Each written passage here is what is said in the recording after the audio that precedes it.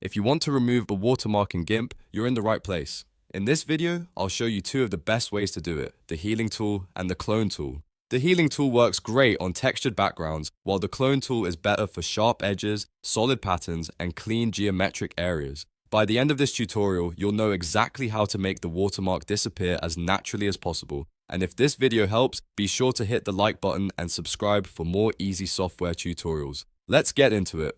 First, open your image in GIMP and zoom in on the watermark so you can work more accurately. The more closely you can see the area, the easier it will be to blend the repair. If the watermark is sitting on a busy, detailed background, start with the healing tool. You can find it in the toolbox, and it usually looks like a couple of band-aids. You can also press H on your keyboard to select it quickly.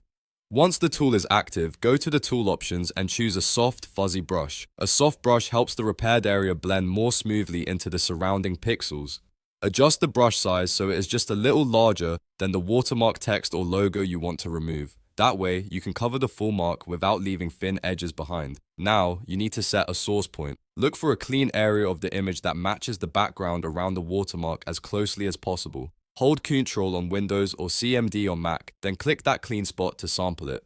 This tells GIMP what texture and color to use for the repair. After that, release the key and carefully paint over the watermark with short, gentle clicks or small strokes. Don't try to rush it with huge brush strokes. Smaller passes usually look cleaner and give you more control. The healing tool will automatically blend the sampled area into the watermark region, which makes it especially useful for grass, skin, fabric, stone wood, and other textured surfaces. If the watermark is still faintly visible, sample a new nearby area and paint again until it disappears more naturally.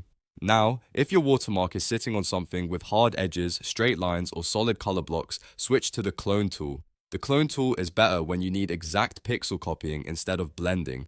It looks like a rubber stamp in the toolbox, and you can also press C to select it instantly. Just like before, zoom in if you need better precision. Then hold Ctrl or CMD and click a clean area that matches the shape, color, or alignment of the background. This source point is what GIMP will copy from while you paint. Now move over the watermark and carefully paint across it. The key here is to stay aligned with the pattern underneath. If you are working on lines, tiles, borders, or repeating shapes, you may need to resample often by holding Ctrl and clicking a new source point as you move along. That keeps the cloned pixels matched to the design and helps the fix look much more natural. For the best results, use short strokes and keep checking your work as you go.